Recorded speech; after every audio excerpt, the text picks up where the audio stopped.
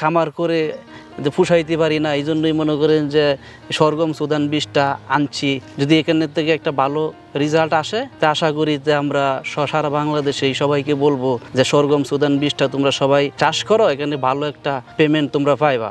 অনেকে দেখা যাচ্ছে কাটিং এর মাধ্যমে ঘাস চাষ করে, ওটাই দেখা যাচ্ছে 1 বিঘায় আপনার 3600-র মতো কাটিং লাগে, ওটার অনেক ব্যয়বহুল খরচ। সরগম সুদান বীজ এটা আপনার 1 বিঘায় 6 থেকে 7 কেজির মতো লাগে, এটা সর্বোচ্চ 2400 থেকে 2500 টাকার ভিতরে হলেই হয়ে যাচ্ছে। বীজ বপনের ক্ষেত্রে মনে করেন এটা ওই যে নর্মাল ওয়েতে জাস্ট জমিতে ছিটাই দিলেই হয়। খুবই নরম প্রকৃতির একটা ঘাস, আগা গোড়া সমানভাবেই গরু ছাগল খাইতে পারে। 25 থেকে 30 দিনের মাথায় এটা কাটার যোগ্য হয়। 5 থেকে 7 ফিটের মতো হাইট আসে। আসসালামু আলাইকুম দর্শক বন্ধুরা, কেমন আছেন সবাই? দেশ এবং দেশের বাইরে যেখান থেকে এই মুহূর্তে আমাদের আজকের এই প্রতিবেদন দেখছেন সকলকে স্বাগত জানাচ্ছি। দর্শক বন্ধুরা, অবস্থান করছি ময়মনসিংহ জেলার নান্দাইল উপজেলার মধুপুর এলাকায়। দাঁড়িয়ে কথা বলছি বিশাল বড় একটি ঘাসের প্লট থেকে। আজকে কথা হবে ঘাস চাষ নিয়ে। আমরা এই মুহূর্তে একটি খামারে এসেছি, এখানে গবাদি পশু লালন পালনের চিত্র আপনাদের সামনে তুলে ধরবো। সেই সাথে এখানে এসে দেখতে পাচ্ছি প্রচুর পরিমাণে ঘাস চাষ হচ্ছে। ঘাসের মধ্যে কয়েক প্রজাতির ঘাস আমাদের দেশে দীর্ঘদিন যাবৎ কৃষক খামারি ভাইরা চাষাবাদ করে গবাদি পশুকে খাওয়াচ্ছে এবং গবাদি পশুর খাদ্য খরচ কমিয়ে আর্থিকভাবে খামারিরা লাভবান হচ্ছে। আমরা বরাবরই ঘাস চাষের জন্য খামারিদেরকে পরামর্শ দিয়ে আসি। বর্তমান খাদ্যের দাম দিন দিন ঊর্ধ্বমুখী হচ্ছে। দেশের সংকটময় অবস্থায় ঘাস চাষের আসলে বিকল্প কিছু নাই। গবাদি পশুর সেক্টরটিকে টিকে রাখতে হলেই ঘাস চাষ করতে হবে।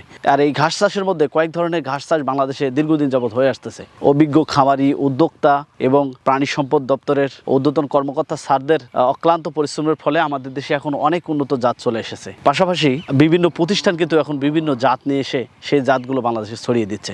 যে ঘাসগুলো দীর্ঘদিন যাবৎ কৃষক ভাইরা চাষ করতেছে, এই ঘাসগুলোর তুলনায় সুদান ঘাসের প্রোটিন পার্সেন্টেজ অনেক বেশি, যার কারণে এই এলাকার কৃষকরা, খামারিরা এই ঘাসটি চাষে আগ্রহ পাচ্ছে। আমরা আজকে ঘাস চাষ নিয়ে কথা বলবো এই এলাকার কৃষকদের সাথে। সেই সাথে এই সরগম সুদান ঘাসের বীজ যে কোম্পানি বাজারজাত করতেছেন রাসেল অ্যাগ্রো, তার কর্ণধার রাব্বি ভাইয়ের সঙ্গে আমরা তার সাথে কথা বলে বিস্তারিত বিষয় আপনাদেরকে জানার চেষ্টা করবো। আশা করছি ভিডিওটি দেখার চেষ্টা করবেন। চলুন শুরু করা যাক।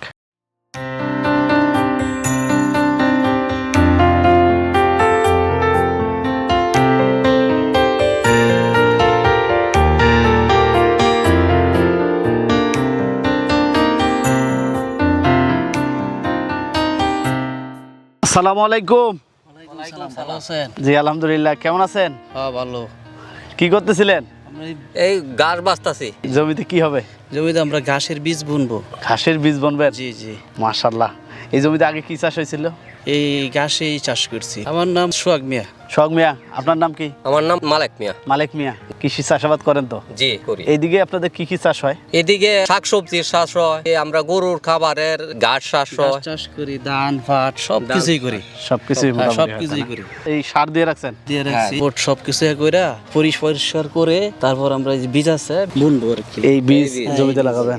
জি জি। আমরা তো যতটুকু জানি যে ঘাসের কাটিং রোপণ করা হয় জমিতে, এবং এই যে প্রচুর জমি দেখতে পাচ্ছি এদিকে প্রচুর ঘাসও চাষ হয়েছে। ঘাসের কাটিং, জারা, নিপিয়ান এগুলো আমরা দীর্ঘদিন ধরে চাষ করতেছি। তো এই জায়গায় দেখা যাচ্ছে যে খরচটা আমরা করি সে খরচের অনুযায়ী কাঙ্ক্ষিত রেজাল্টটা আমরা আসে না। তখন একজন ভাই পরামর্শ দিল সরগম সুদান বীজটা বপন করার জন্য বলছে। এই জন্য আমরা এই যে আজকে এই 1 বিঘা জমি 2-3 দিন থেকে কাজ করতেছি। কাজ করে এখানে মনে করেন যে সার, গোবর এগুলা দিছি। আজকে যে বীজ আনছি এই সরগম সুদান বীজটা আমরা বপন করব, যাতে এখানে ভালো একটা রেজাল্ট আসে। আগে কি আপনাদের এলাকায় কখনো এই ঘাস চাষ হয়েছিল? না, হয় নাই, কিন্তু এখন হচ্ছে। আপনাদের এলাকায় তো অনেক ঘাসের চাষ হচ্ছে দীর্ঘদিন জি, যাবত। জি। এই যে নতুন বীজ একটা আসছে, এটা সম্পর্কে জানছেন? এলাকার মানুষ চাষ করতেছে। এটা নতুন বীজ আসছে আমাদের এলাকায়। আমি জানতে পারছি যে এই সুদান বীজটা যে আসছে এটা অনেক জনে করছে, অনেক বৃদ্ধি পাইছে। এই কারণে আমরাও বুনতেছি। আমরাও যদি অনেক বৃদ্ধি পাই তাহলে অনেক উন্নত হইবে। এটা আমরা উদ্বোধন করে যদি ভালো হয় এলাকাবাসী সবাই বুনবে। দেখা যায় যে 1 বিঘা জমিতে কাটিং কামলা খরচ হয়, অনেক খরচ হয়ে যাতে সেই ক্ষেত্রে দেখা যায় যে এটা আমরা শুধু খালি বুনবো আর কোনো কিচ্ছু না, এখানে আর কোনো খরচ নাই। যা খালি সার গোবর দিব আর বুনে দিব, বাস শেষ। আমরা খামার করে পুষাইতে পারি না, এই জন্যই মনে করেন যে সরগম সুদান বীজটা আনছি।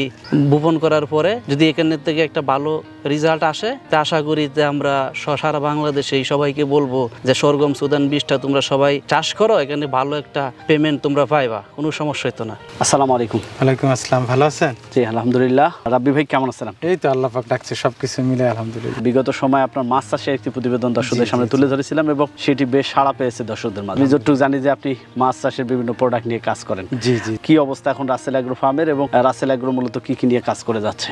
মূলত আসলে আমি যখন এই অ্যাগ্রোইটা আমি শুরু করি, মৎস্য বিষয়ের উপরে আমার একটা জোট ছিল।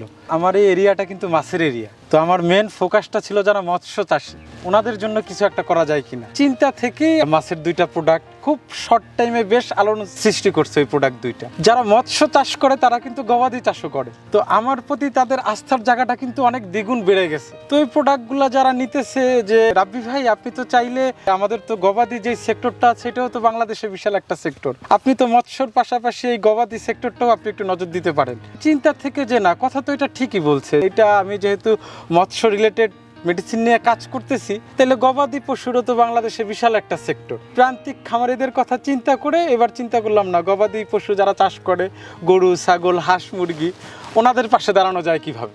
ওই চিন্তা থেকেই আমার এই ঘাস চাষের পরিকল্পনা আর কি। নর্মালি কিন্তু বাংলাদেশে আরো বিভিন্ন ধরনের কাটিং এর মাধ্যমে ঘাস চাষ করতেছে, দাঁড়া আছে, নেপিয়ার আছে। বেশ কিছুদিন ধরে এটা নিয়ে মাথা খাটাইতেছি যে আসলে কিভাবে প্রান্তিক চাষিদের সফলতার মুখটা দেখানো যায়, খরচটা কমানো যায়। আর বর্তমানে বাংলাদেশের যে বাজারের অবস্থা, দানাদার খাবারগুলোর প্রাইসও কিন্তু অনেক হাই। তো আমি চাচ্ছি যে আমি এরকম একটা প্রোডাক্ট বা এরকম একটা বীজ লঞ্চ করব যেন প্রান্তিক খামারিরা উপকারও হয় এবং তাদের খরচটাও অনেক সাশ্রয়ী হয়। ওই চিন্তা ভাবনা থেকেই সরগম সুদান ঘাসের একটা বীজ আছে যেটা খুবই সাশ্রয়ী। এবং আমি দেখলাম সারা বাংলাদেশ, যেহেতু আমার মাটি ও মানুষের সাথে আমার সম্পর্ক, সারা বাংলাদেশে ঘুরতে হয়। ঘুরে যতটুকু বুঝলাম যে অন্তত প্রান্তিক যে খামারি যারা গবাদি পশু গরু ছাগল চাষ করে, এই সরগম সুদান বীজটা যদি তারা বপন করে, এটার খরচটাও খুব কম এবং এটার প্রোটিন মাত্রাটা এত ভালো, 20 থেকে 22% পর্যন্ত প্রোটিন আছে। এই ঘাসটা যদি গরু ছাগলকে খাওয়ানো হয় তো গরুর দুধটাও আপনার ঘন হয় এবং ওদের মাংসপেশিটাও, শরীরের আকার আকৃতির গঠনও অনেক ভালো হয়। অনেকে দেখা যাচ্ছে কাটিং এর মাধ্যমে ঘাস চাষ করে, ওইটাই দেখা যাচ্ছে 1 বিঘায় আপনার 3600 মতো কাটিং লাগে, ওইটার অনেক ব্যয়বহুল খরচ। বাট আমাদের যে বীজটা সরগম সুদান বীজ, এটা আপনার 1 বিঘায় 6 থেকে 7 কেজির মতো লাগে। এটা সর্বোচ্চ 2400 থেকে 2500 টাকার ভিতরে হলেই হয়ে যাচ্ছে। আর এটা সব থেকে বড় সুবিধাটা কি, এটা হচ্ছে খুবই সফট, খুবই নরম প্রকৃতির একটা ঘাস, আগা গোড়া সমানভাবেই গরু ছাগল খাইতে পারে এবং এটা 25 থেকে 30 দিনের মাথায় এটা কাটার যোগ্য হয়। আপনার 5 থেকে 7 ফিটের মতো হাইট আসে। আপনার বীজটা বপন করার আপনার 25 থেকে 30 দিনের মাথায় এটা গরু ছাগলকে খাওয়ানোর উপযোগী হয়ে যায়। আপনি এটা কাটার পরে আবার 25-30 দিন পরে এটা আপনি আবার কেটে গরু ছাগলকে খাওয়ানোর উপযোগী হয়। বীজ বপনের ক্ষেত্রে মনে করেন এটা ওই যে নর্মাল ওয়েতে জাস্ট জমিতে ছিটাই দিলেই হয়। এই বীজটার একটা গুণ কি, এটা 12 মাসই আপনি চাষ করতে পারবেন। প্রচণ্ড যদি শীত না পড়ে এটা 12 মাসই চাষ করা যায়। পানিতে বলেন, নর্মাল সিজনে বলেন, সবসময় এটা চাষ করা যাবে। যখন সেচ দিবেন তখন যেন পানিটা না বাঁধে। বীজের বয়স যখন আপনার 5 থেকে 7 দিন হয়ে যাবে তখন পানি থাকলে কোনো সমস্যা নেই। আপনার বিঘা প্রতি যে সামান্য 10 কেজি সার, আপনার 15-20 কেজি পটাশ, এই টাইপের এগুলো সামান্য কিছুই দিলেই হয়ে যায়। ভবিষ্যতের লক্ষ্য কি, আসলে কি কি নিয়ে কাজ করার চিন্তা আছে? লক্ষ্য হচ্ছে, আমি এখন আমার যেই মৎস্য চাষীদের কাছ থেকে যেই কনফিডেন্সটা আমার কাছে আসছে, তো আমার এখন মেন ফোকাসটা হচ্ছে যে ফুল কৃষি সেক্টরটা নিয়ে, যেহেতু আমাদের বাংলাদেশটা কৃষি নির্ভর দেশ, ফুল কৃষি সেক্টরটাকে নিয়ে আমার কাজ করার একটা চিন্তা ভাবনা আছে। চাষিরা এটা কিভাবে পেতে পারে এবং চাষিরা যদি চাষ করতে চায় বা করতে পারে, অন্যান্য ঘাসের তুলনায় এটাতে কতটা